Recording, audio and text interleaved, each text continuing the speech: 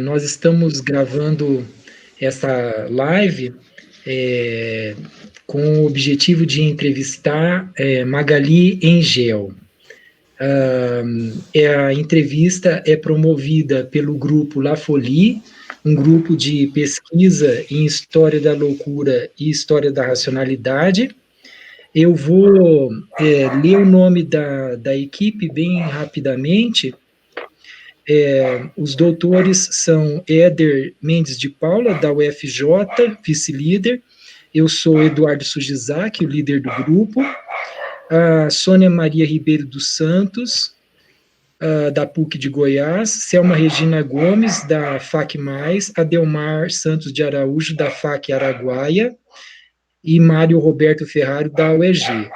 Doutorando José Carlos de Freitas, da UNIRG, Universidade da UFT também, e os nossos mestres, a Fabiana Schidamini, que está aqui na nossa live, ela vai se apresentar daqui a pouco, é da Unicinos, Marcos Eduardo de Araújo Sugizaki, da UNB, Michel Barbosa Gomes, da PUC de Goiás, o Ronivaldo de Oliveira Rego Santos, da UEG, está aqui conosco, daqui a pouco ele vai se apresentar, e a Rosângela Labre de Oliveira, da FAR, Faculdade Almeida Rodrigues, de Rio Verde, e também a Kellen, que está conosco, e daqui a alguns minutos ela vai também se apresentar, Kellen Maria Sodré Machado, lá da Universidade Federal do Rio Grande do Sul.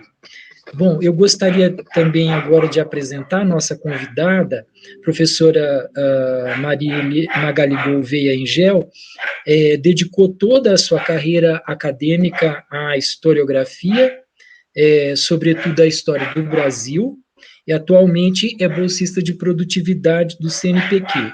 Eu não vou detalhar mais a apresentação, porque toda essa entrevista vai ser uma grande apresentação intelectual da Magali. Nós fizemos essa entrevista para comemorar os 25 anos da tese doutoral dela, que se intitulou A Loucura na Cidade do Rio de Janeiro, Ideias e Vivências, e foi defendida na Universidade Estadual de Campinas no ano de 1995, sob orientação de Maria Clementina Pereira Cunha, que também é uma pesquisadora nessa mesma área da história da loucura e da racionalidade. Essa tese doutoral da professora Magali foi publicada sob o título Os Delírios da Razão, Médicos, Loucos e Hospícios, Rio de Janeiro, 1930 a 1930. A publicação é do ano de 2001 e a editora foi a Fiocruz. Da tese doutoral, um capítulo ficou fora do livro e acabou sendo publicado num livro muito importante chamado História das Mulheres no Brasil, ele foi publicado em 2004, que ganhou o prêmio Jabuti, isso da professora Magali, nesse livro, que é um dos capítulos da tese, como eu disse, se intitula Psiquiatria e Feminilidade. Nós não vamos ler toda a produção da professora Magali aqui, que vocês podem obter facilmente aí na internet. Nós gostaríamos de dizer que o grupo considera que a professora Magali encontra-se entre o que de melhor se escreveu no campo discursivo da história da loucura no Brasil. Nós consideramos, por exemplo,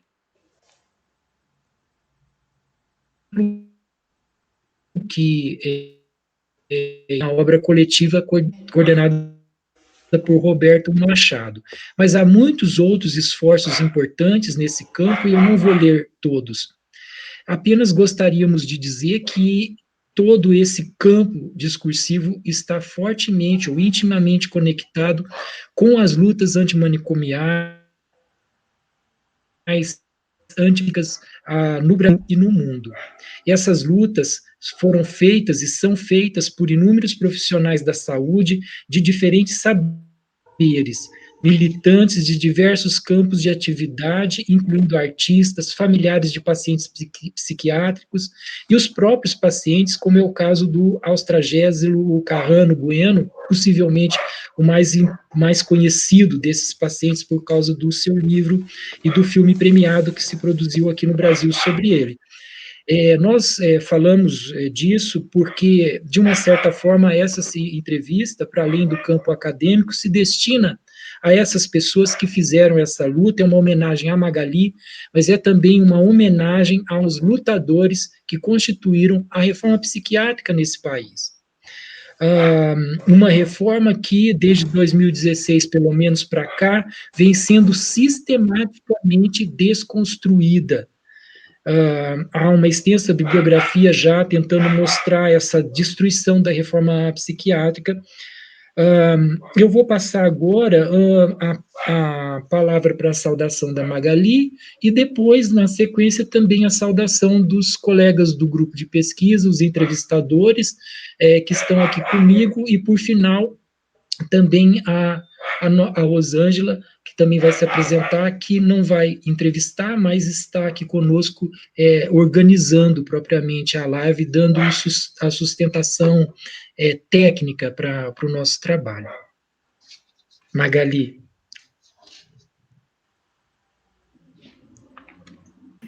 Bom, boa noite, né, a todos, Eduardo, Fabiane, enfim, né, o Santos, a Kellen, e a Rosângela, né? Enfim, eu queria primeiro agradecer demais, né, o convite do Eduardo, em nome do grupo, né, de pesquisas, La Folie, né, que trabalha com a história da loucura e da racionalidade. Tem vínculo com várias instituições, né, inclusive de diversas regiões, né, não é só Goiás, Rio Grande do Sul também, enfim, existe uma rede aí de vários estados, né, com universidades, enfim, envolvidas. Então, eu gostaria, assim, muitíssimo de agradecer, né, quer dizer, dar boa noite a todos e agradecer essa iniciativa que me tocou muito, né? Eu nem tinha ideia, eu nem estava assim na cabeça que já tinham se passado 25 anos da defesa da tese, né? Então, assim, foi uma surpresa muito grande, um presente muito grande. E eu espero que hoje o nosso papo seja proveitoso para todos nós.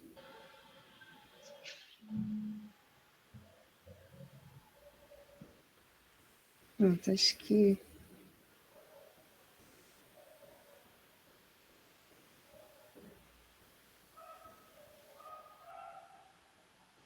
Tem que ligar. Fábio, seu Oi, boa noite, professora Magali, um prazer tê-la aqui conosco, né? Boa noite, grupo, colegas. Eu sou a Fabiane Schidamini, aqui do Rio Grande do Sul, sou assistente social e sou mestre em saúde coletiva. Atualmente trabalho num centro de defesa de direitos de crianças e adolescentes.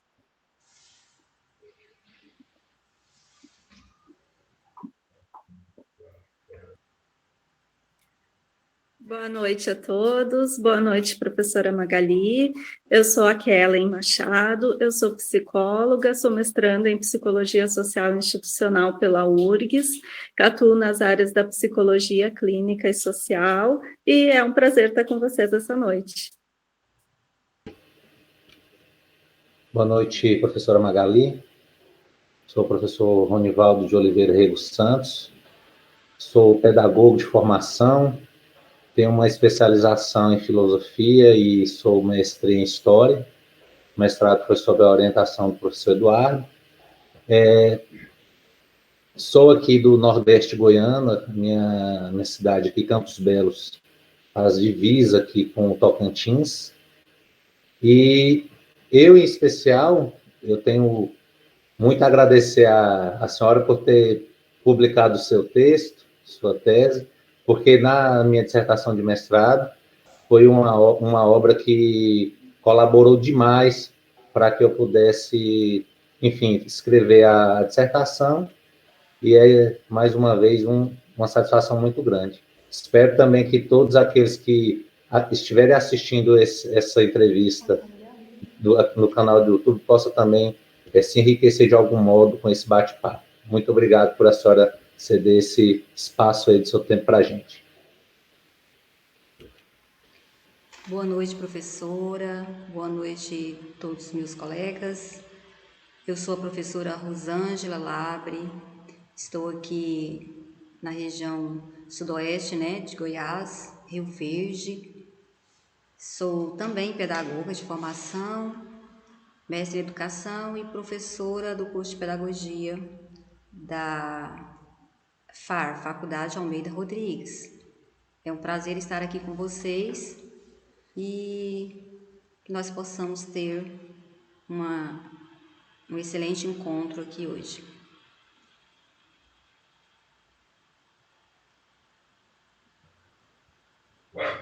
Magali, eu também agradeço você por ter aceito o nosso convite, e agradeço também esses colegas que estão aqui comigo, que ajudaram a preparação toda dessa entrevista, as questões, foi tudo discutido juntos, não é? Então, um trabalho coletivo nosso, embora o grupo seja maior, né? Magali, como nós pensamos a entrevista, nós vamos dividi-la, então, em alguns blocos temáticos, e nós juntamos perguntas diferentes, mas agregamos por blocos, não é? Eu vou fazer, então, os primeiros 2 blocos de perguntas e depois vou passar a palavra para os colegas fazerem as perguntas deles. Então, o primeiro bloco de perguntas que nós queremos fazer para você diz respeito um pouco aos referenciais teóricos do seu trabalho, especialmente da tese. O seu trabalho e a tradição intelectual em que ele se insere estão ligados, de alguma forma, com os movimentos nacionais e internacionais antimanicomiais e antipsiquiátricos, ou contra a psiquiatrização. Quanto a essa tradição, na introdução do seu livro, você anuncia que, abre aspas, o norte teórico e metodológico da pesquisa foram dados pela obra História da Loucura de Michel Foucault, fecha aspas. Mas você aponta também, ainda na introdução, e depois novamente na conclusão, que Edward Thompson foi uma referência para você sobre as relações entre cultura e sociedade, e também sobre a criação cultural do modo de vida dos homens e mulheres submetidos à dominação. Magali, passados esses 25 anos da defesa da tese, nós gostaríamos de ouvi-la falar sobre como você vê a relação da história da loucura com as lutas sociais e essa articulação entre Foucault e Thompson.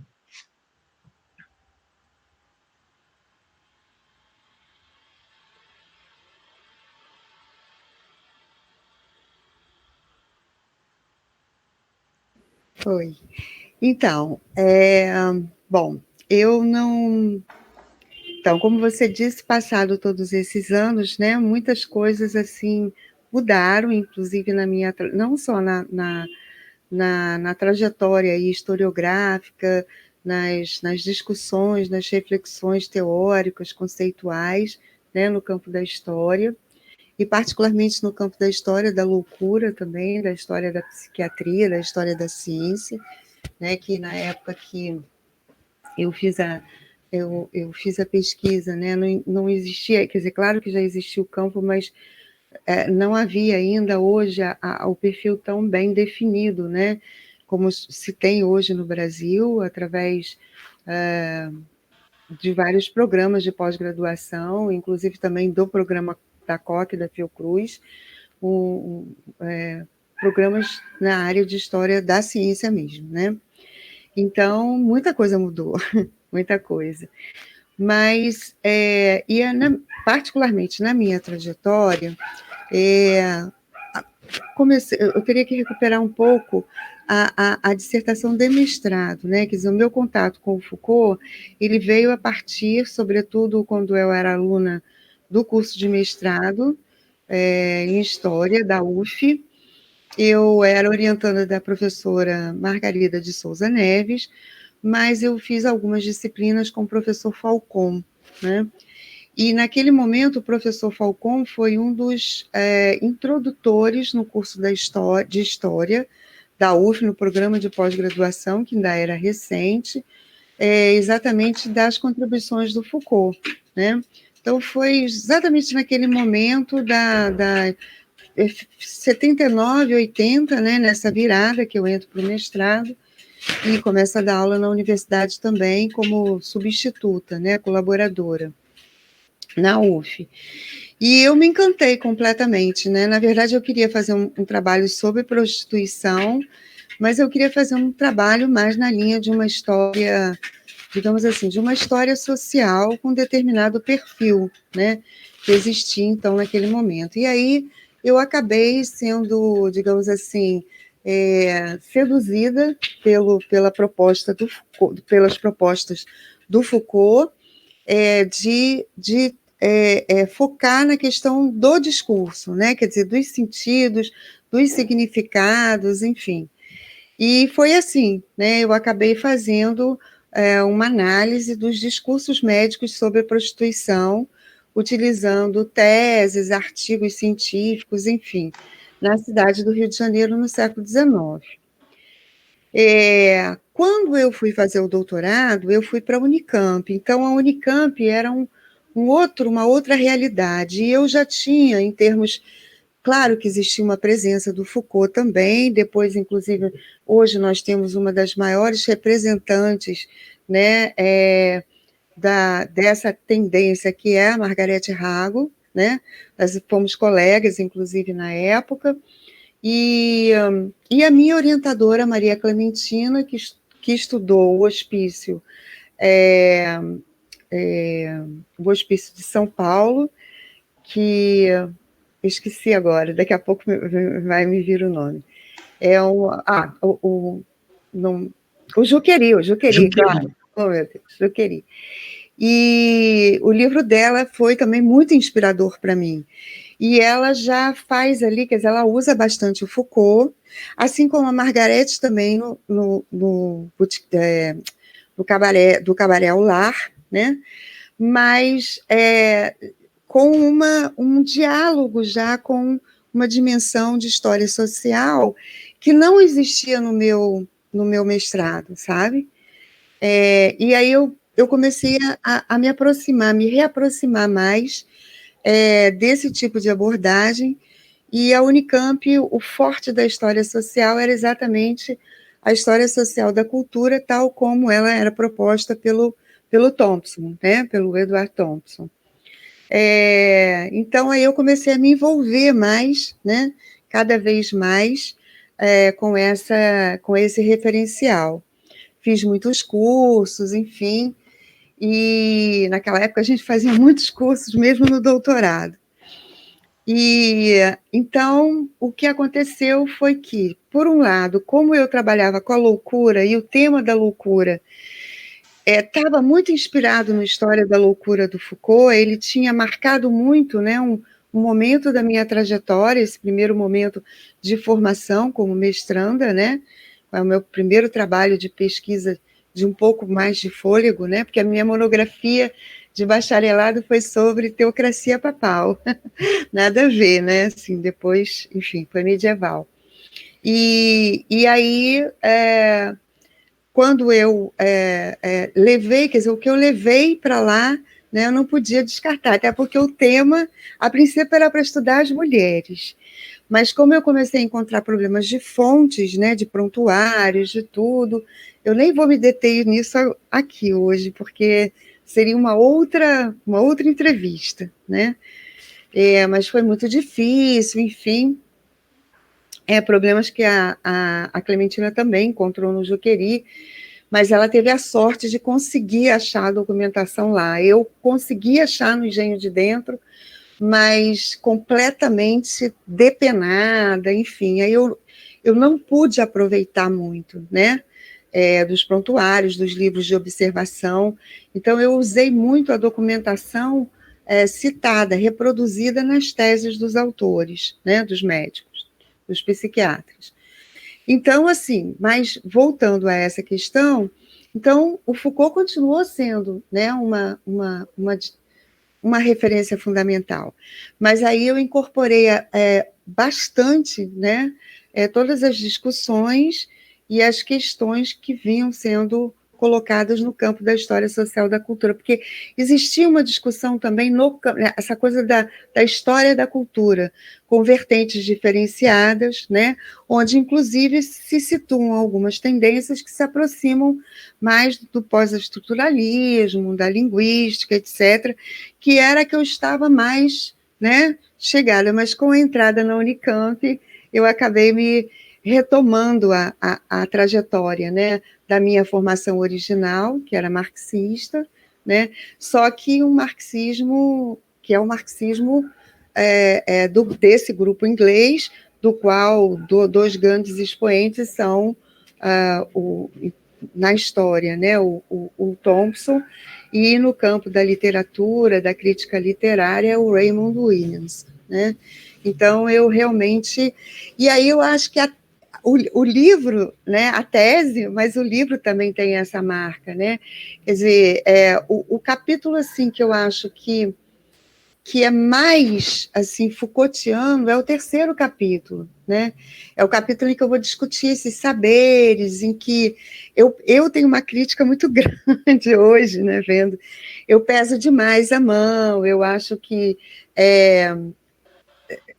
eu às vezes peso a mão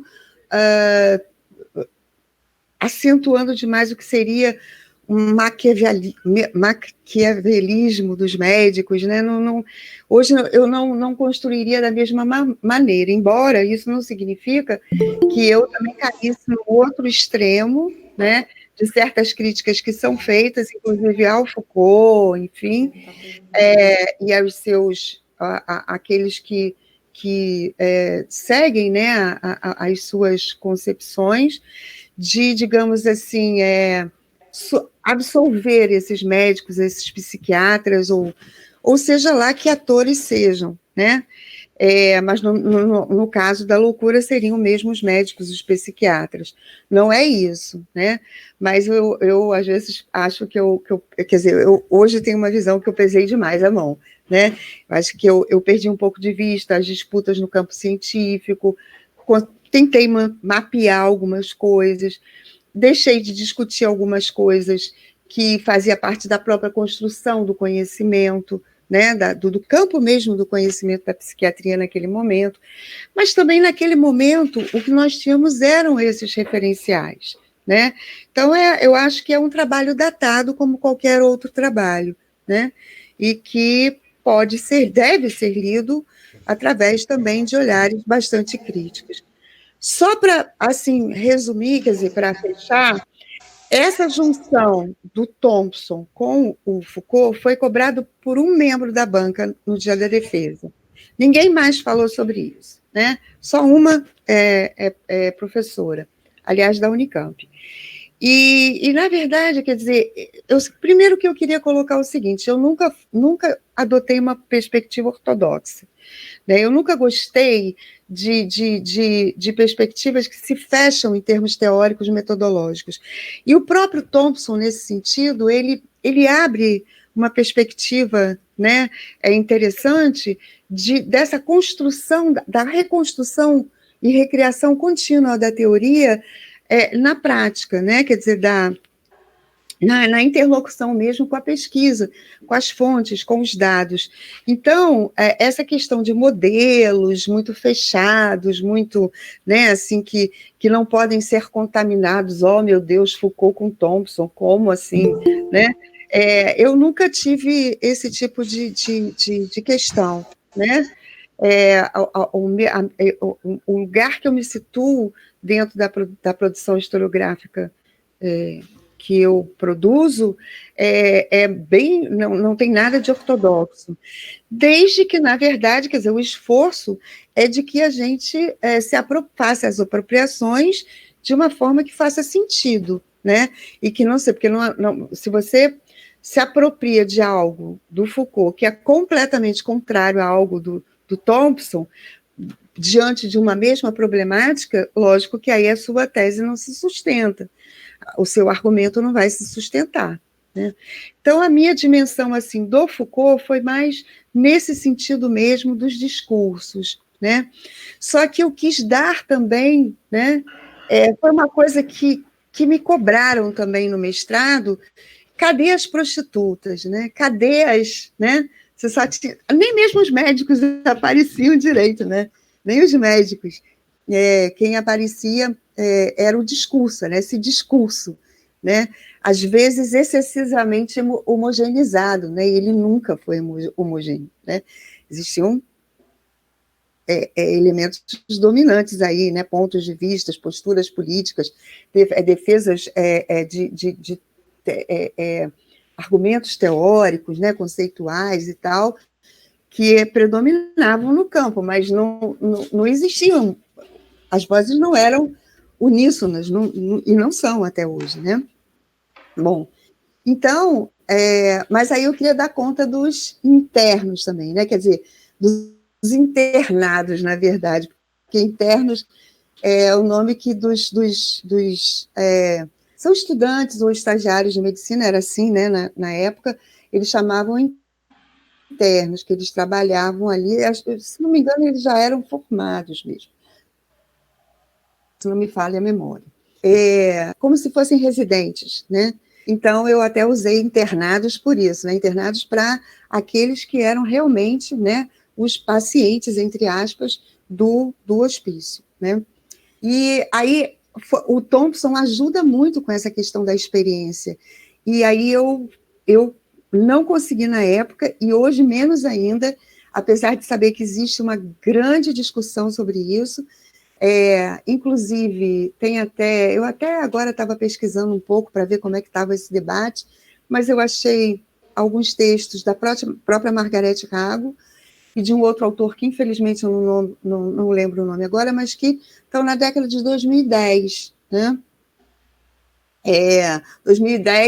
2000, né? Na década de 2000, iniciozinho, 2011, 2012, por aí. E que fala dessa coisa, tem um que é a cultura, sobre cultura em Foucault e Thompson, da Rago, e tem outro que é sobre as experiências em Foucault e Thompson. E hoje a minha postura é que eu estou muito mais thompsiana do que Foucaultiana hoje, né? Muito mais. Embora, na verdade, eu não deixe de considerar, né, as contribuições do Foucault, não só em termos da produção de saberes acadêmicos, no meu caso da história, né, das interpretações, mas no campo da política também, porque eu acho que o Foucault tem contribuições assim vitais e que, para a gente entender, inclusive, né, esse mundo, a questão do poder, e não é só do micropoder, que é fantástica a contribuição, né, mas de se conceber essa questão dos jogos, né, e a perspectiva do discurso, né, de o que é oposição, até onde a oposição. Onde é que começa a revolução, né? Eu acho que essa questão que o Foucault enfrenta em alguns textos é de uma importância fundamental, política, inclusive, né? Talvez, sobretudo, política, para a sociedade que a gente vive hoje. Acho que é isso, eu não sei se...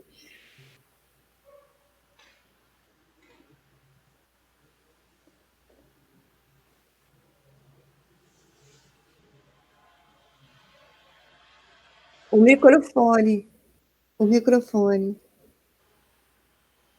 Então, Magali, vamos para a segunda questão. Obrigado pela primeira resposta. São basicamente duas as questões que nós estamos juntando aqui. No primeiro capítulo do seu livro, você junta do arquivo o que nos restou de um momento perdido da história do Rio de Janeiro. Figuras maravilhosas, poéticas, fantásticas da loucura viviam relativamente livres, cantarolando pelas ruas de uma cidade que parecia conviver bem com a liberdade delas. São figuras muito ricas. Eu gostaria até de ler o nome de todas para homenageá-las, mas eu destaco o Padre Quelé, o Bolenga, o filósofo Ducais, a Maria Doida, vários outros de quem você contou, conseguiu praticamente juntar uma micro-história de cada um desses personagens, juntando pedaços de arquivos diferentes. É uma parte do seu livro que lembra o começo da história da loucura de Foucault, com aquelas recuperações da loucura sábia, das farsas, do teatro popular, da literatura erudita, da pintura renascentistas. No livro de Foucault, trata-se da grande transformação da história, em que a loucura deixa de ser sábia e se transforma em desatino. Vê-se repentinamente sequestrada ao grande internamento que ocorrerá nos séculos XVII e XVIII europeus. No seu livro, as cenas de liberdade da loucura dizem respeito mais ao império, vão dar lugar à limpeza das ruas no projeto higienista da República. Resguardadas as devidas diferenças entre o seu trabalho e o de Foucault, parece, Magali, que o tema do aprisionamento da loucura seja o fio condutor das narrativas de vocês dois. O antagonismo moral, político e psiquiátrico da nossa civilização contra a liberdade da loucura. E uma segunda questão, ainda procurando pensar o seu livro como um todo, a despeito das continuidades e das descontinuidades que acompanham essa passagem que você faz na sua narrativa do Hospício Dom Pedro II, do Império, para o Hospital Nacional dos Alienados na República, parece que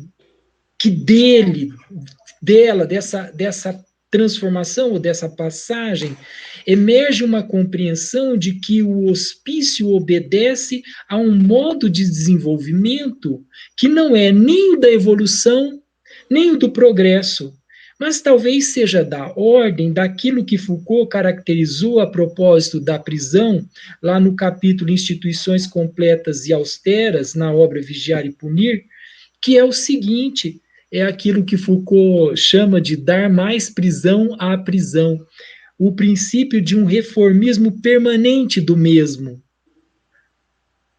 Essa, então, é a nossa segunda questão. Nós passamos a palavra para você, Magali. Obrigada, Eduardo. Então, esse capítulo, esse primeiro capítulo, é o capítulo que eu mais gosto, né? Foi o que eu mais gostei de fazer. Eu acho que era isso também, né? Trazer esses personagens, não só os personagens aprisionados, que foi muito doloroso, né? O segundo capítulo é de uma dor. Isso também, a Clementina, a gente trocava um pouco isso também, né? Quer dizer, essa dor de trabalhar, né? E hoje eu sei que outras pessoas que trabalham, né? Outros pesquisadores de várias áreas, é uma dor muito grande, né? Por isso, talvez nem a Clementina, nem eu, né, consigamos ter permanecido no campo, né? E é claro que tem outros pesquisadores e pesquisadoras que ficam e tal, mas é difícil, né? É muito, muito difícil.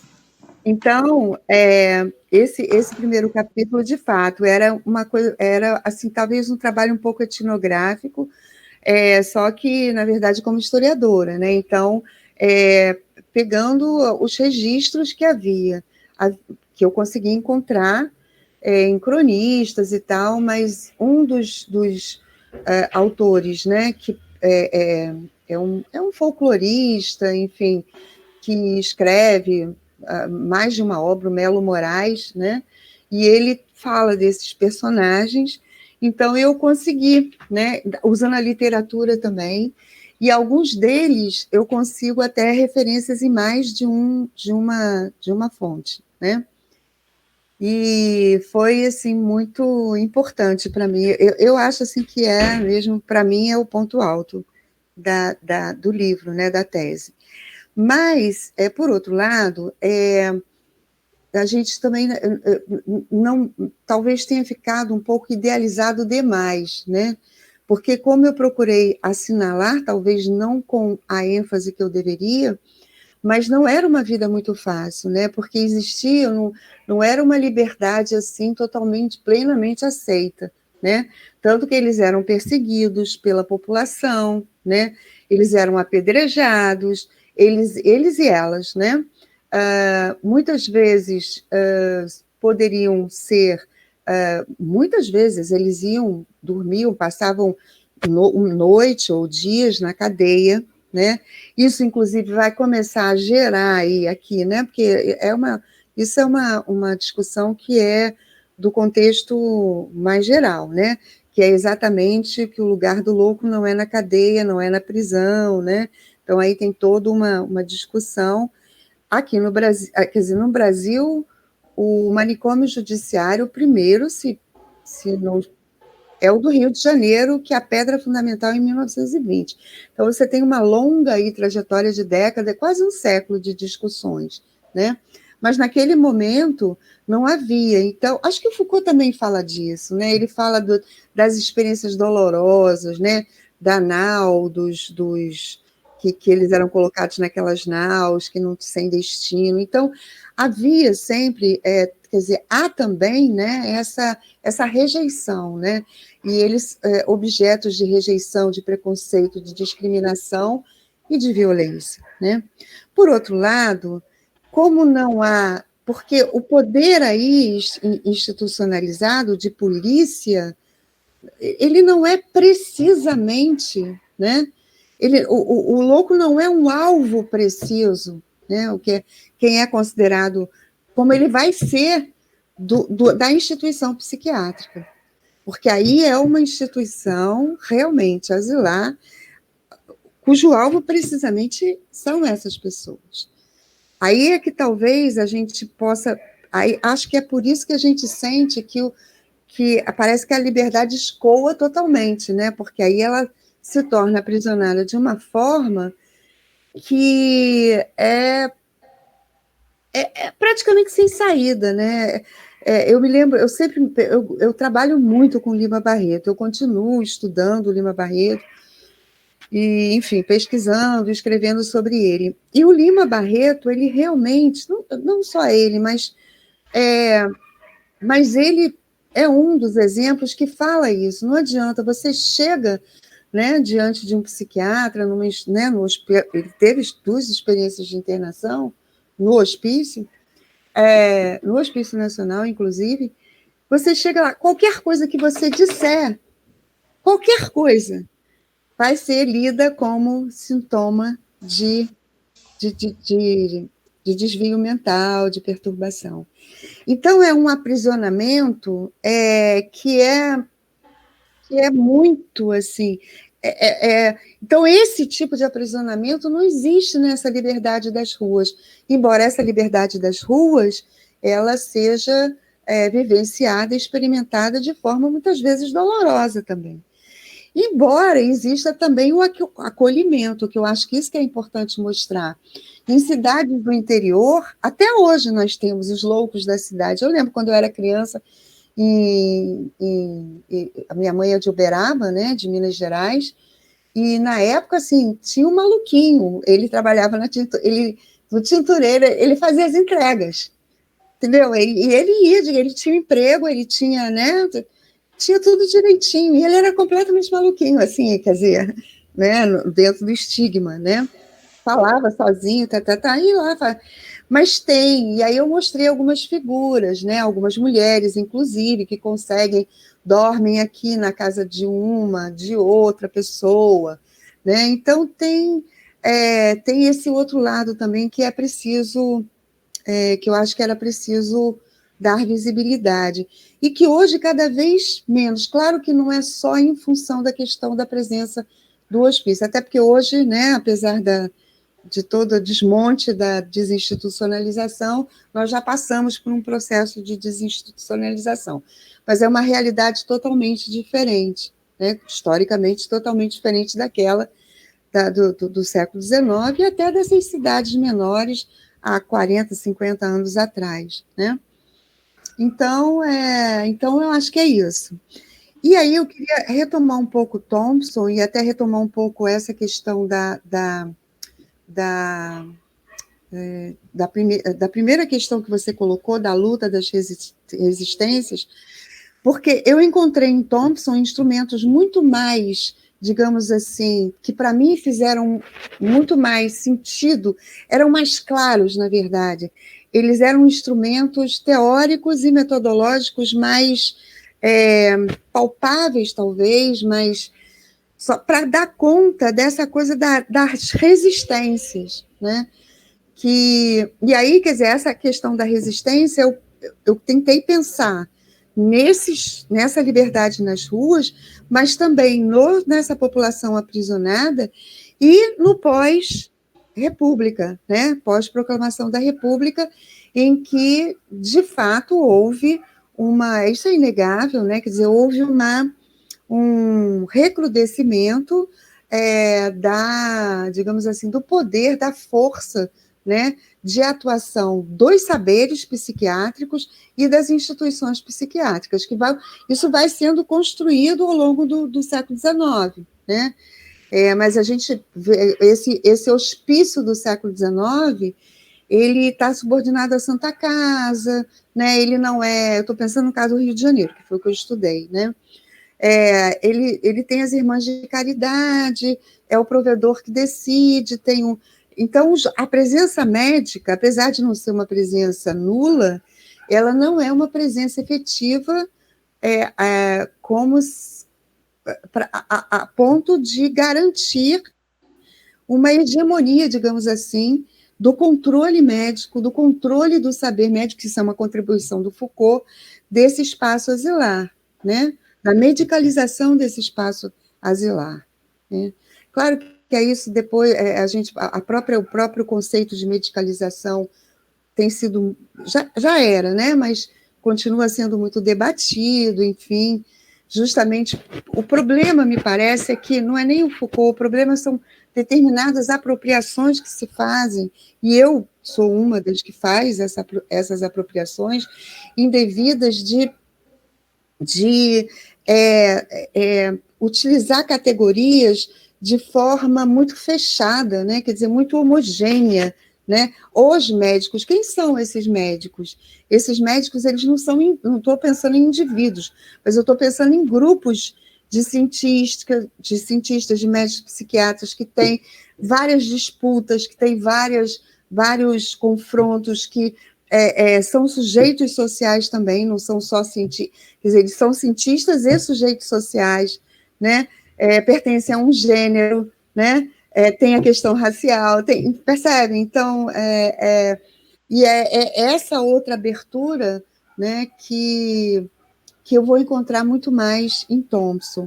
Talvez até muito, muito em função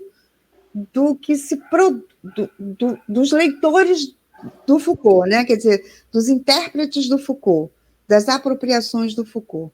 Porque o Foucault em si, ele é muito mais rico, né? Ele tem muitas contradições, ele deixa muitas coisas possíveis de serem percorridas através de caminhos diferentes. Pelo menos é essa a minha percepção. Então, é isso, né? E aí, quer dizer, essa instituição, o problema é que, bom, eu não a vejo isolada da dinâmica histórica da sociedade, ela não é isolada, claro que ela tem inter-relação, o que acontece com o hospício, os fracassos, os sucessos, isso não se circunscreve aos muros do hospício, né? Não é eu não pretendi em nenhum momento adotar um enfoque institucional fechado, né? Mas ver essa instituição como parte dessa sociedade, né? E como parte dessa história que está acontecendo no Brasil, num momento extremamente importante, que é a crise da escravidão, é a abolição, é a crise da monarquia, é o advento da república. Mas justamente esse grupo de médicos, não só psiquiatras, mas no caso que a gente está vendo, muitos psiquiatras, eles eram republicanos e eles fecharam com o governo republicano. Não é à toa que um dos primeiros atos do governo provisório é exatamente desanexar a Santa Casa, né, o Hospício da Santa Casa de Misericórdia, que era uma das grandes reivindicações no sentido de tentar transformar aquele espaço num espaço de atuação médica, não só em termos de busca, não era só... Porque aí que está, isso também talvez, sei, isso é uma coisa que eu revejo. Eu acho que não é um estado... A ideia, o Juliano, por exemplo, nunca pensou num espaço de internação só, né? Quer dizer, ele por muitos médicos, é pensado como um espaço de tratamento, de busca de cura e para isso, investigação. Por isso que são criados tantos laboratórios no próprio Hospício Nacional, no Juqueri, depois em outros hospícios, né? Então, mas acontece que existem outros impactos. Eu lembro os relatórios do Juliano, ele dizendo, eu não quero mais que a polícia traga, o hospício está superlotado. Essa coisa, essa lenga-lenga de que o hospício está superlotado, vem desde o primeiro diretor clínico do hospício no Império ainda, que nem era alienista, né? E depois termina lá, não termina, porque a gente sabe que isso continua, né? Quer dizer, isso continua até hoje, essa coisa da superlotação. Quer dizer, hoje depois desse processo de desinstitucionalização, eu não tenho conhecimento para falar, né? Mas até os anos 30, realmente, essa coisa do está superlotado, é o mesmo discurso das prisões também, né? Porque eu acho que são instituições que precisam ser... Bom, para mim, elas têm que ser implodidas mesmo, né? Eu acho que elas têm uma existência, elas já surgem, e é isso eu concordo com Foucault, que eu acho que é mais ou menos isso que ele quer colocar, né? Quer dizer, que não tem como, não tem, ela né, é algo que se carcome, que se... É isso, né? Não tem como sustentar. Cadê uma prisão ou um hospício que tenha obtido sucesso? Eu não conheço nenhum, né?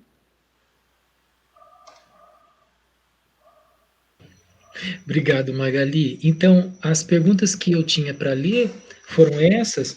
Agora, num bloco sobre literatura, é uma pergunta só, e eu vou passar, então, a palavra para o Rony. Boa noite novamente, Magali. Acaba que essa questão retoma um pouco da menção que você havia feito à literatura, né? No seu livro, você acaba percorrendo, basicamente, por uma boa parte do livro, a literatura, né? O Lima Barreto, Machado de Assis e cronistas também na época.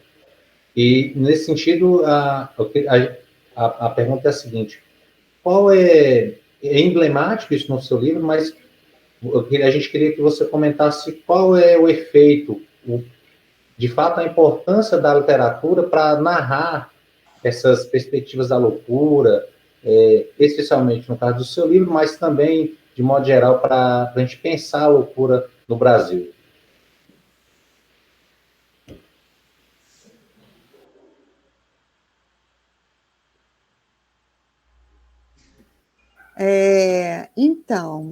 Então, Ronivaldo, bom, para mim, quer dizer, é claro que o fato de eu utilizar a literatura, no caso da loucura, da minha pesquisa, não foi por causa da loucura, foi porque eu sempre tive uma aproximação muito grande, ou sempre, vamos dizer, defendi uma aproximação entre literatura e história. não nos termos, digamos assim, de que não existe diferença entre ficção e história. Não é isso, tá? Mas a literatura como testemunho histórico, não como reflexo da realidade, de jeito nenhum, mas como uma fonte, como um testemunho, como, por exemplo, o historiador Sidney Chalub, por exemplo, trabalha com a literatura do Machado de Assis, enfim, estou citando o Sidney, mas poderia citar muitos outros e outras, né, pesquisadores. Então, e eu, assim, quando eu dava, nas minhas aulas, né, eu cheguei a oferecer na graduação vários cursos que eu trabalhava História e Literatura, e normalmente, um dos cursos que eu mais dava era João do Rio e Lima Barreto, né, e o Rio de Janeiro, a cidade do Rio, através de Lima e João do Rio, né. Então, quando eu fui trabalhar com a questão da loucura, eu vi, quer dizer, a riqueza desses cronistas, e eu conhecia a história do Lima Barreto, né? E aí conheci o Diário do Hospício, conheci a obra dele, enfim, e aí, lógico, né, que se acentuou mais ainda. E o Machado também, né, porque o Machado a loucura perpassa bastante o trabalho do Machado, né, muito, muito, muito, em muitos momentos, né? Inclusive ele era epilético, enfim, né? Não se tem nada muito escrito sobre isso, pelo menos que eu conheça, mas enfim, né? Mas aquele famoso conto, né, do Machado de Assis, que está me falhando agora a memória, mas vocês vão me ajudar, que é um dos contos mais brilhantes, né, que o médico acaba internando todo mundo e acaba se internando no hospício, né? É um alienista. Isso, alienista, obrigada. E aí, então, assim, eu também, como eu comecei a estudar mulheres, histeria, eu também comecei a explorar muito aquela literatura naturalista brasileira do final do século XIX e virada do século XX, onde você tem muitas personagens, né? Mulheres, inclusive, e essas marcadas, né, por essas coisas do que era considerado anormal, do que era considerado loucura, a mulher, sobretudo, histeria, né, a histeria. Então, eu utilizei muito a Luísa Azevedo, entre outros, né, autores, Ribeiro, enfim, aí descobri vários, né, todos assim nessa linha mesmo da literatura chamada naturalista. E foi assim, entendeu? Que a literatura acabou também sendo incorporada. Agora, particularmente para se narrar a história da loucura, quer dizer, para se pensar, eu acho que registros autobiográficos como esse do Lima Barreto, né? E a gente sabe que existem outros, né? O Eduardo mesmo citou no início, né? Existem outros relatos, né? Eles são fundamentais para a gente, assim como as cartas também, né? Mas eu estou pensando em relatos tipo feitos por escritores mesmo, artistas, né? Dessa experiência, qualquer experiência, mas essa experiência da loucura, né? Se você quer ter essa dimensão, os relatos daqueles relatos que são narrativas literárias, mas não são ficcionais, né? Elas são autobiográficas, né? Elas são de uma preciosidade assim incrível, né? Porque, claro, o Machado tem uma contribuição fundamental quando ele fala, né? Não só no alienismo, quando ele fala também daquelas personagens, né, histéricas, enfim, aquelas questões todas, inclusive com uma perspectiva bastante crítica, né, ao poder médico, ao saber médico também, né? Isso é uma coisa que está presente no Machado, mas a experiência propriamente dita da internação, né, mesmo o Machado tendo sido epilético, ele não, pelo menos eu não conheço, acho que não existe nenhum registro autobiográfico que se conheça, pelo menos, em que ele fale, né, dessa experiência como epilético naquele momento. E o Lima tem, né, como muitos outros têm. Então, esse tipo de narrativa, ele é fundamental, né? Para a gente entender. Porque também ele é uma ponte para a gente chegar aos outros, aqueles que são sem rosto, né? Que o próprio Lima recupera, a Lilian e o Flávio Gomes, se não me engano, se eu não estou doidinha. Não, a Lilian Schwartz, com certeza, acho que é o Flávio Gomes. Eu vi, eles fizeram ou estão concluindo um trabalho de levantamento desses personagens que o Lima Barreto menciona no Diário do Hospício. E eles conseguiram localizar algumas dessas pessoas, né? Porque existe agora, quer dizer, do tempo que eu fiz a pesquisa para cá, apesar das condições das pontes ainda estarem muito difíceis, né? Sobretudo no Engenho de Dentro e tal, alguma coisa foi conseguida, né? No IPUB, por exemplo, né? Inclusive as fichas do Lima Barreto estão lá, né? Das 2 internações e tal. Então, eu trabalhei com a que foi reproduzida pelo Francisco de Assis Barbosa, né? Porque na época eu nem imaginava onde poderia estar os originais, né? As fichas mesmo, né? Os prontuários. Mas então é isso, né? Eles conseguem, inclusive com os retratos, aí também estão pensando os retratos, a questão também da cor, né? Enfim, uma série de... Mas a obra do Diário do Hospício é fundamental para resgatar esses personagens. Então, não é? A experiência dele nos fala sobre uma experiência coletiva. E a narrativa dele, no caso do Diário, e eu acho que isso acontece com outros autores e autoras também que viveram essa experiência, falam dos outros que estavam ali também. Não só dos meus, né? Mas dos companheiros de encarceramento, né? Então, não sei se será por aí que depois quiser, né? Se quiserem complementar.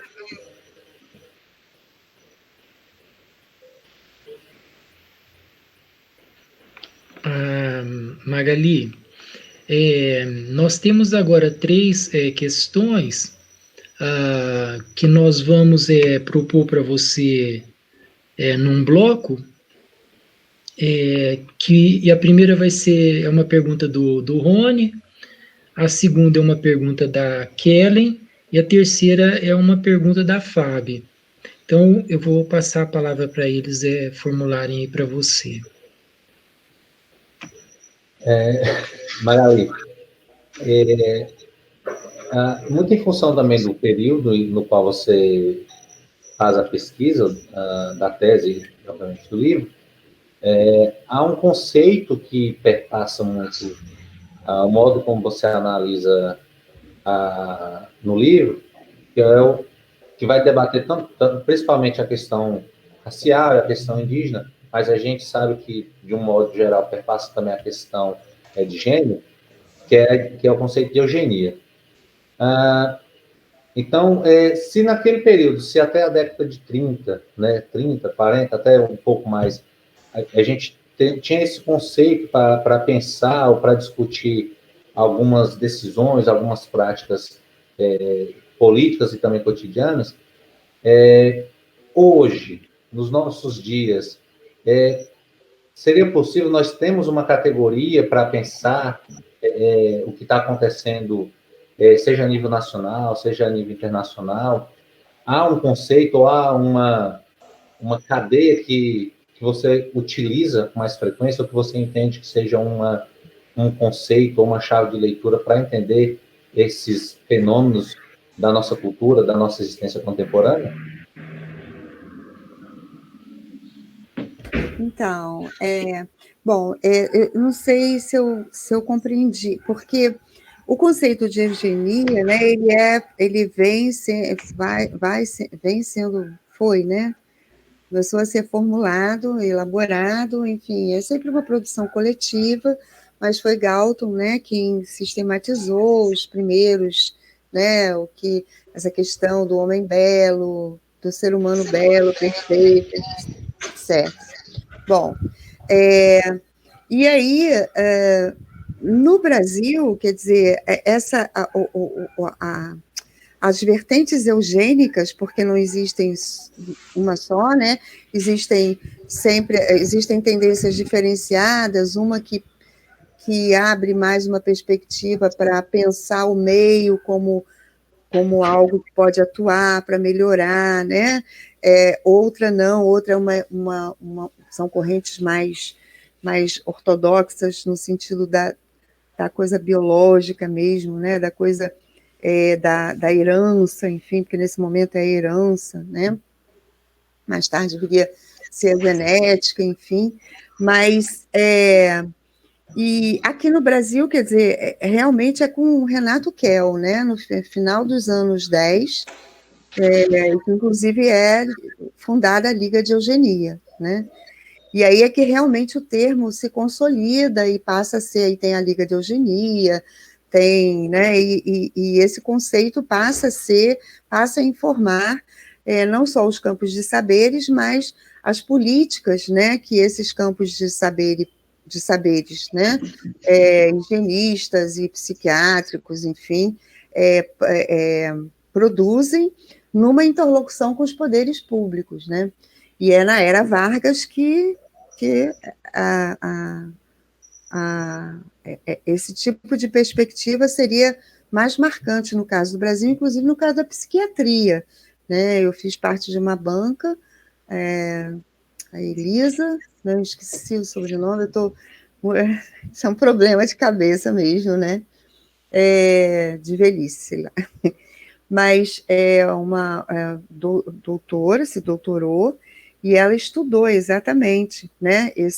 Foi em São Paulo, né? Ela estudou década de 30, 40, e acho que ela chegou até 50, lá no programa da COC, da Fiocruz. E realmente mostra claramente, né, essa articulação, inclusive, desses psiquiatras paulistas com simpatias com o regime nazista, né? Não é nem fácil.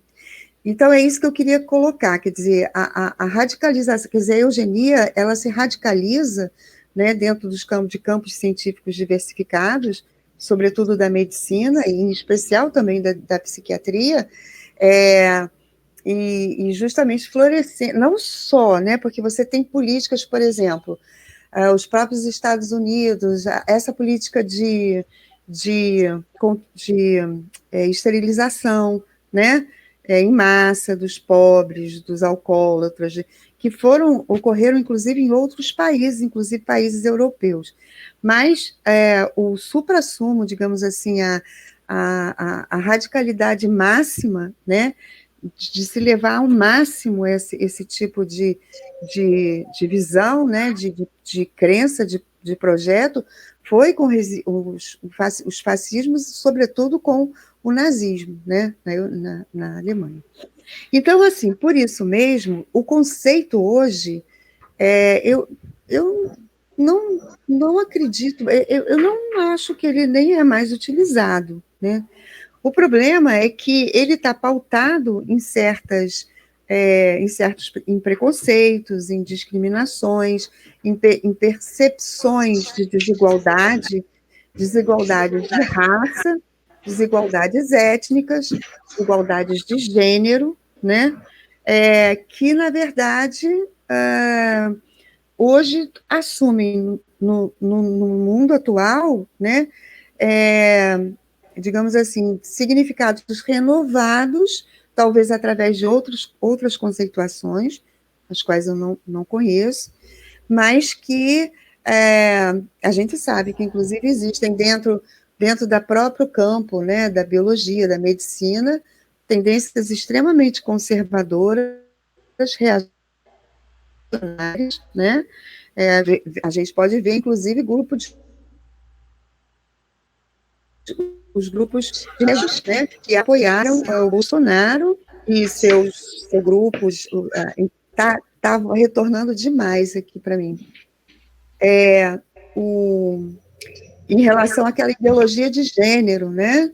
Essa questão foi muito séria. Isso não aconteceu só no Brasil, mas aconteceu na França, em vários lugares, né? Essa ideologia de gênero aí é algo que não tem a ver, quer dizer, tem um braço religioso muito forte, que é o catolicismo reacionário, também correntes protestantes, de evangélicas reacionárias também, né? E tem um aparato aí científico, médico, psiquiátrico, que também, não só psiquiátrico, mas psiquiátrico, e, né, reproduzem esse tipo de perspectiva, né, de que é doença, de que precisa ser tratado, de que é uma distorção da natureza, enfim, né? E aí, quer dizer, são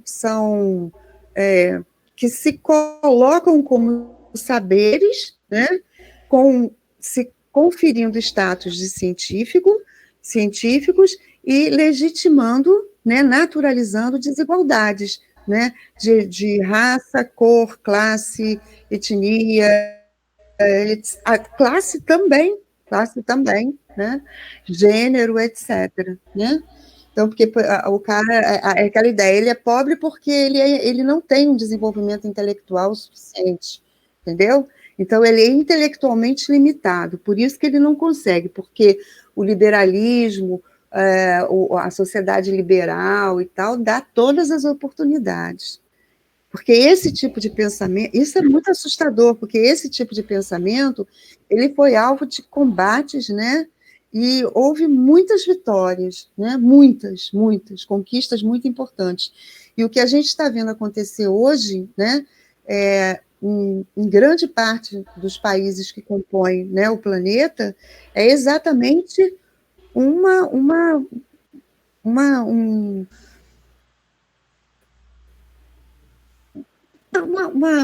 não gosto muito de chamar de uma volta, sabe? Não é uma volta, mas é um recrudescimento renovado, porque não é a mesma coisa, porque eu não acredito, a história não se repete, como dizia Marx, a história só se repete como farsa, né? Para mim, eu também tenho essa concepção, não se repete, né? É diferente, mas que tem, né, essa coisa aí de reagir a essas conquistas e ameaçá-las, né?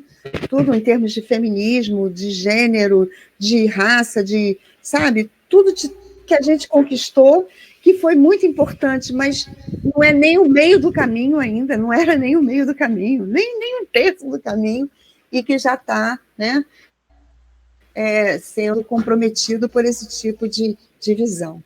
Não sei se eu respondi a você.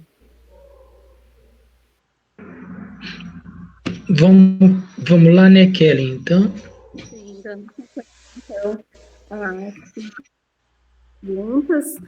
Professora Magali, pelo que nós lemos, nós percebemos o quanto o nosso presente ainda está comprometido com o passado recente dos saberes médicos. Nesse sentido, temos a associação da mulher com a loucura. Um exemplo disso são os memes compartilhados na internet, que costumam utilizar figuras femininas para representar a loucura ou o desequilíbrio mental. Como a história da loucura feminina, atribuída historicamente a questões de sua natureza e sua sexualidade, reverbera e se atualiza na sociedade contemporânea, tendo em vista as modificações dos padrões normativos atribuídos às mulheres? Então, bom, deixa eu pensar um pouquinho. A questão, deixa eu só repensar um pouco, porque é como você mesma está colocando, houve mudanças, né, conquistas importantes, inclusive que afetaram determinados padrões considerados de normalidade. Só que isso é um confronto, né? Então, há perdas e ganhos o tempo inteiro, né? Quer dizer, então, as forças estão sempre ali, né, em embates.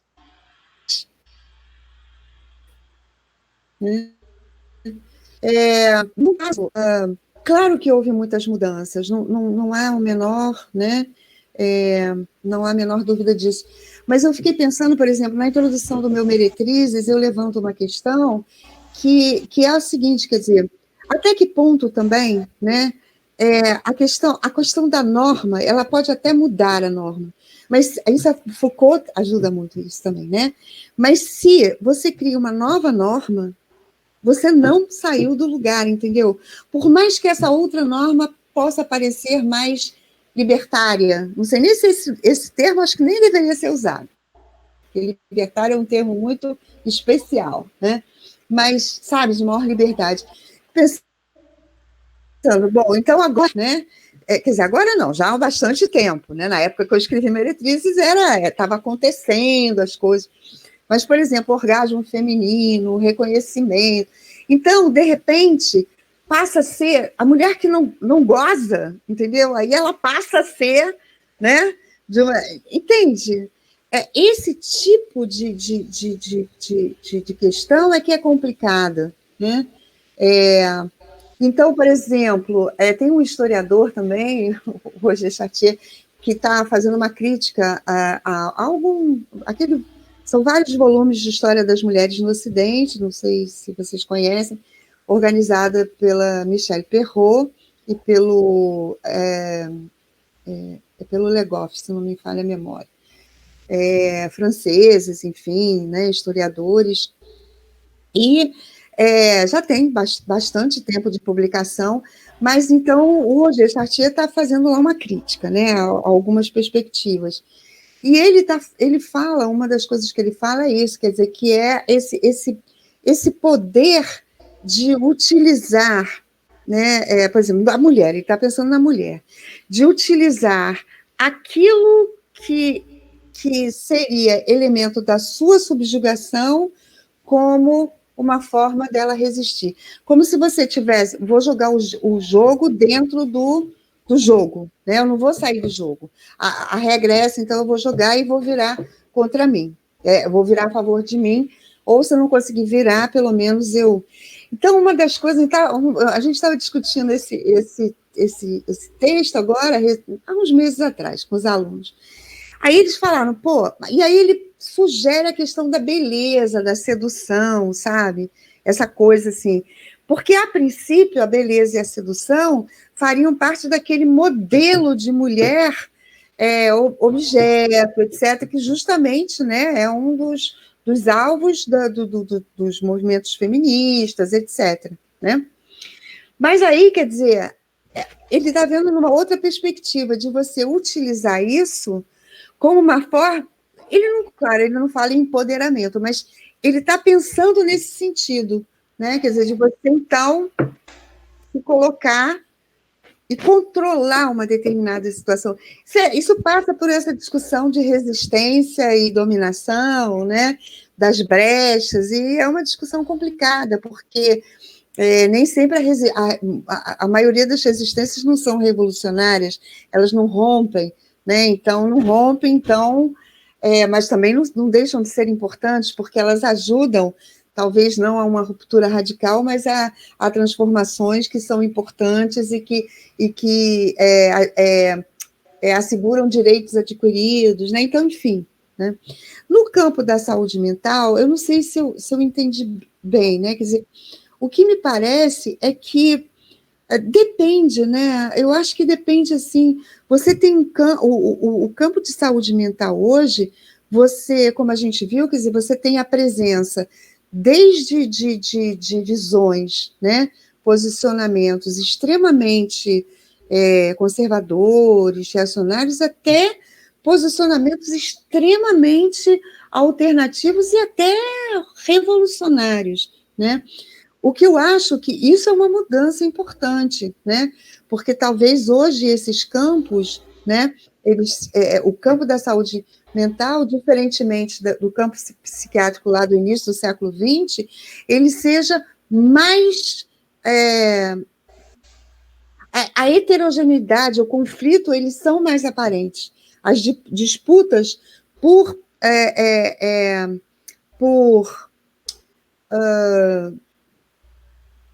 como se deve, né? Quer dizer, em termos de o que se concebe como doença mental, o que é a doença mental, quem é o doente mental, né? Como uma pessoa, como um sujeito, e não como um paciente passivo, né?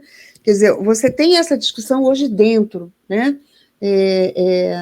E isso realmente eu acho, e você tem a presença das mulheres também, né, dentro do próprio campo, o que, a princípio, não necessariamente, porque você pode ter mulheres que compartilham, a gente sabe disso, quantas são seguidoras do Bolsonaro, que compactuam, né, mas eu acredito que grande parte das mulheres, de formas diferentes, né, menos ou mais radicais, mas grande parte delas está tocada exatamente pelo questionamento de todos esses elementos, né? Como você falou. Quer dizer, essas memes me incomodam muito também, e tem muito racismo também, né? A meme, eu sei porque minha filha saiu até de um grupo por causa disso, porque eles ficam dizendo que é brincadeira. Ah, é brincadeira, é brincadeira. Mas a brincadeira, esse é que é o problema, a gente precisa repensar essa brincadeira, né? Porque a sociedade brasileira é extremamente racista, extremamente machista e patriarcal. Então, esses memes, eles não são inócuos, né? Eles não são inócuos, eles estão ajudando a reproduzir aí determinados padrões. E essa questão da mulher, todas nós, até hoje, duvido que uma de nós não tenha tido esse tipo de experiência. A gente sempre foi, em algum momento, em alguns momentos, nós fomos chamadas de loucas. Acho que não tem mulher que não tenha sido chamada de louca pelo namorado, pelo pai, pelo marido, pelos filhos, né? Sabe? Pelos colegas de trabalho. Tá? Então, isso você percebe? Você não precisa nem... é a sua experiência, sua, você está vendo, você está sentindo. E é sempre isso. Deixa de ser histérica. Né? Quer dizer, uma categoria mais do que questionada, do que debatida, do que, né, as experiências, inclusive, da histeria denunciadas, tudo né, discutido, e hoje se continua dizendo, para de ser histérica, tu tá que nem uma histérica aí no meio da rua, né? Não sei se respondi.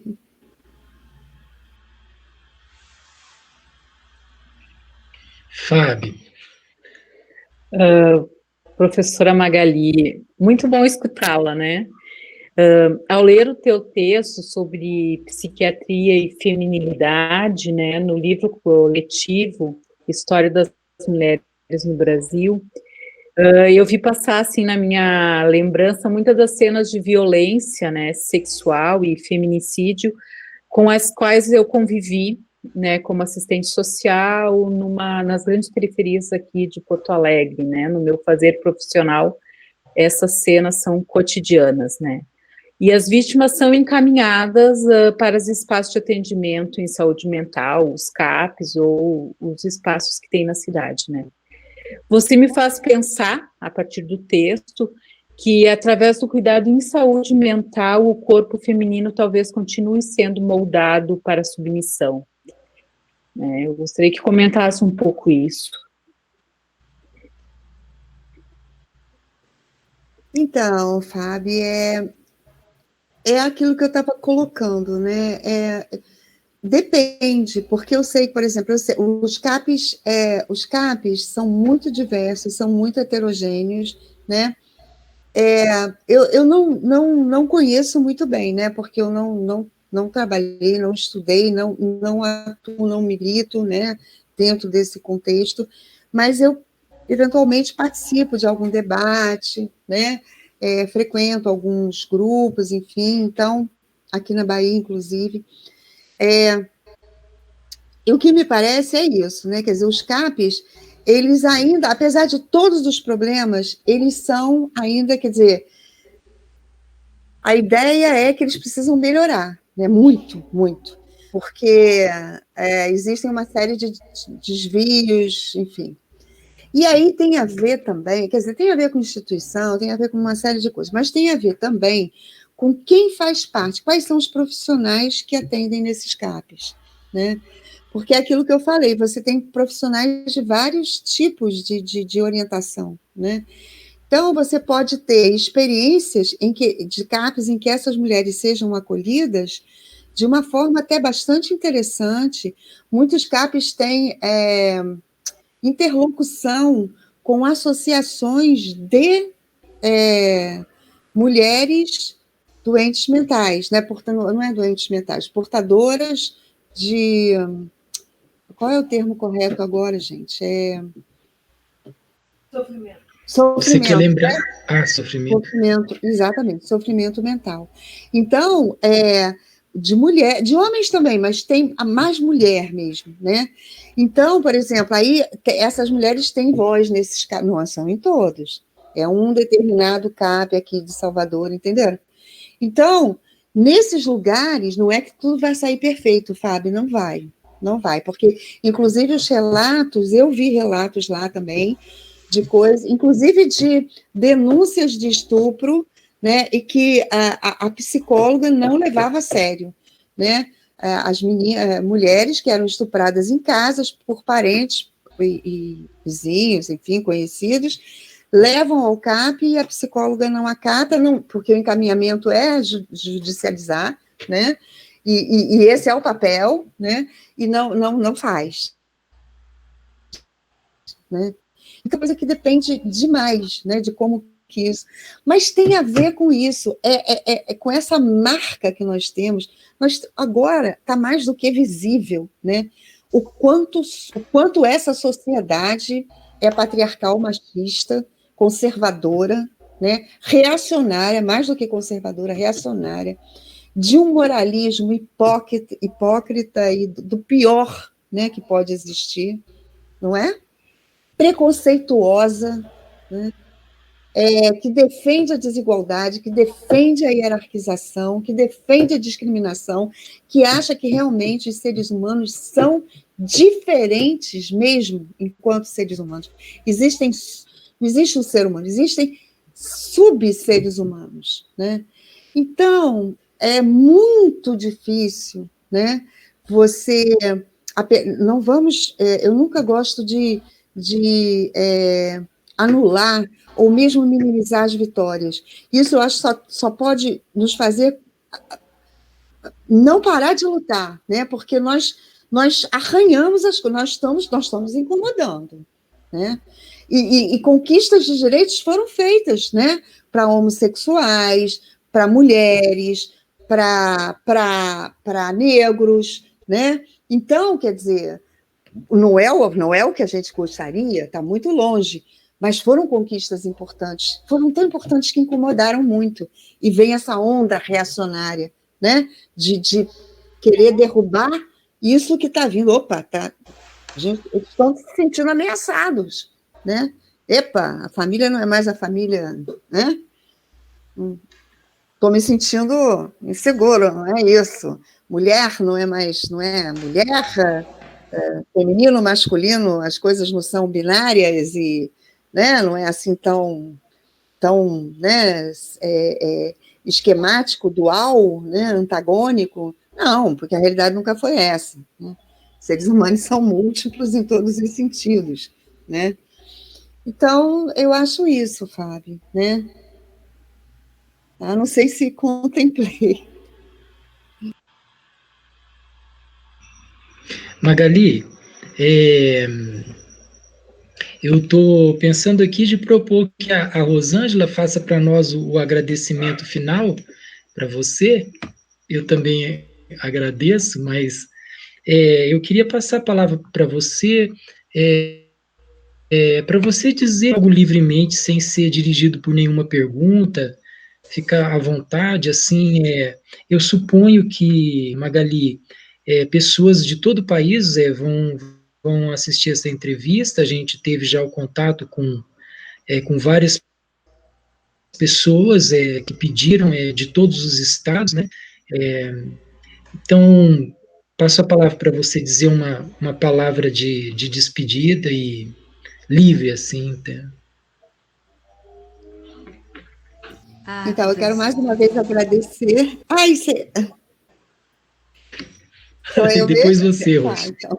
Assim, Então, mais uma vez agradecer demais a vocês todos, né? E àqueles também que não estão presentes, mas que eu sei que fazem parte do grupo, né? E dizer que eu estou muito feliz, que eu me senti muito bem, né? com a entrevista, apesar de terem as questões, mas eu fiquei super à vontade e gostei muito das questões. Eu acho que elas abriram possibilidades, elas não foram assim fechadinhas, né? Eu pude falar de outras coisas, né? Mais amplas. Espero que eu tenha contemplado de certa maneira, né? Pelo menos aberto, né? Porque eu acho que a fala é mais para repercutir depois, né? E suscitar outras reflexões e talvez, quem sabe, num futuro, um diálogo, né? Mais amplo. E queria, assim, me despedir dizendo que, como eu tinha dito no início, né? Quer dizer, hoje eu me dedico como historiadora, eu me dedico a pesquisas de mulheres intelectuais, né? Eram as que tinham ido, não eram só do Rio, elas não eram só cariocas, mas mulheres de várias partes do Brasil, mas que fizeram suas trajetórias intelectuais no Rio de Janeiro, na virada do século XIX para o século XX, basicamente, né? Mas aí, como eu vim para a Bahia, graças a Deus, eu estou muito feliz aqui. Eu vim como professora, eu me aposentei na UERJ e vim como professora visitante do programa de pós-graduação em História aqui da UFBA, que é maravilhoso, que eu estou amando demais. Eu acho que eu não estou fazendo de tudo para não ir mais embora daqui, né? E vou me manter agora, o vínculo de visitante terminou, mas eu vou me manter como colaboradora do programa, né, desse programa de pós-graduação em História. E então eu incorporei aí incorporei umas intelectuais baianas também na pesquisa, né, que é a pesquisa do CNPq que eu desenvolvo. Paralelamente a isso, como eu sempre tive muito interesse no Lima, eu falei, né, isso, escrevi muito sobre ele aparece na pesquisa de doutorado, aparece nas aulas, nos cursos, tudo que eu dou, e aí eu fui contemplada com uma bolsa da Biblioteca Nacional, uns 3 anos atrás, mais ou menos, 2 anos, e com um projeto sobre o Lima Barreto. Só que acabou que eu escrevi sobre o pai do Lima Barreto, sobre o João Henriques, né, de Lima Barreto, e aí isso me aproximou dessa questão das famílias negras, né? E aí também o fato de estar aqui na Bahia, né? Então, agora, sim, eu estou muito... as duas pesquisas, elas estimulam muito um aprofundamento de uma abordagem de interseccionalidades, né? Em que você pensa a questão de classe, a questão de raça, cor, gênero, né, de forma indissociada, né? Então, assim, não é uma coisa assim absolutamente nova, né? Para mim, eu só comecei a me aprofundar aqui, só tive essa oportunidade aqui em Salvador, graças aos estímulos, inclusive dos alunos, né? E das alunas, mas, enfim, então, o meu campo mesmo ficou como gênero e intelectuais, né? E agora raça também, gênero, raça e intelectuais, né? Então é isso, eu queria me despedir só, né, falando que agora, enquanto o Lima estiver na minha vida, e o João também, né? O pai dele morreu louco, né? Só que ele não foi internado, né? E trabalhou também nas colônias de alienados da Ilha do Governador. Ele foi administrador. Tá bom? Então é isso. Quero só agradecer muito, tá?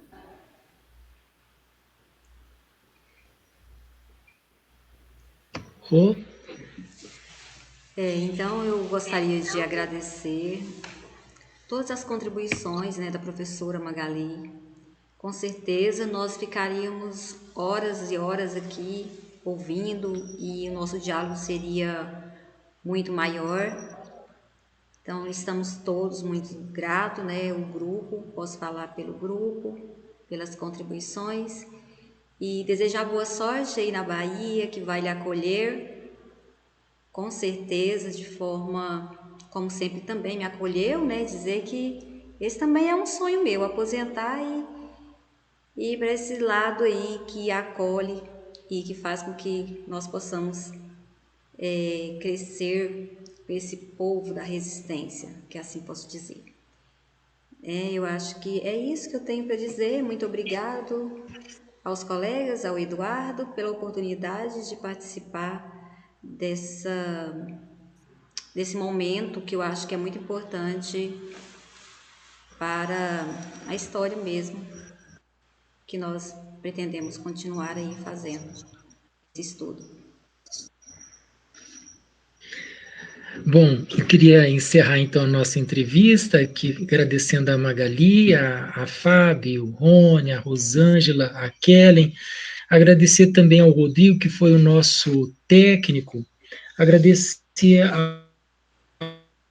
ao M, que fez o E-Fly, que circulou aí pelo país afora, e dizer para as pessoas, homens, mulheres, jovens, adolescentes que vão nos ver, que o Grupo La Folie tá oferecendo um curso de História da Loucura, principalmente para estudar a obra com esse nome do Michel Foucault, mas também a literatura anterior e posterior, e nós já estamos formando o segundo grupo desse curso, porque as vagas do primeiro grupo se esgotaram rapidamente, e o nosso grupo está aí para continuar esse diálogo com a sociedade, né, que a gente começou hoje com essa entrevista instigante e revolucionária, como disse a Magali, ela usou essa palavra, né, que expressa o nosso desejo de transformar a nossa sociedade. Muito obrigado a todos vocês, um grande abraço.